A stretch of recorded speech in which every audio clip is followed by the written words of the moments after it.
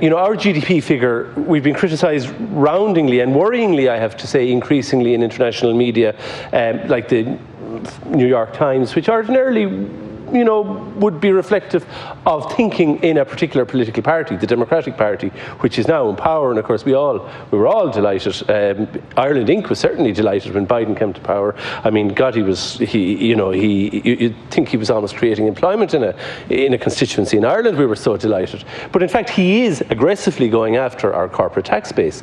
Now, I find it difficult to criticise him for doing that, because we've been eating other people's lunches for a long time, and you can only do that for so long before they get a little bit annoyed. If you're getting fat on their lunch and they're getting thin because you're eating their lunch, well, it starts to grate after a while. So they are going after our corporate tax base, and the European Union will go after our corporate tax base, because you can't really pretend that your GDP can grow 20% in a year and that's a normal thing, because it's not a normal thing. It's leprechaun economics.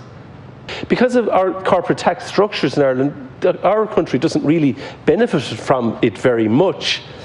But other countries aren't able to raise taxes for their citizens because of that. So not alone does it not benefit us, it makes us very unpopular internationally.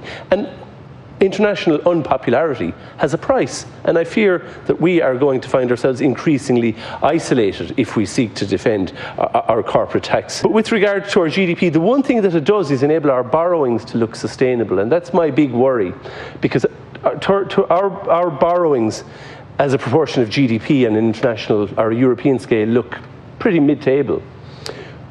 But that's if our GDP continues as it is. But if our corporate tax structures change, or our change is foisted upon us, then channeling large amounts of profits through Ireland becomes less attractive to companies, and suddenly our GDP isn't as high, and suddenly our borrowings don't look as sustainable. And then we have a huge problem, because we ran a surplus in this country up to 2019. But yet, notwithstanding running a surplus, we barely ran a surplus with almost full employment.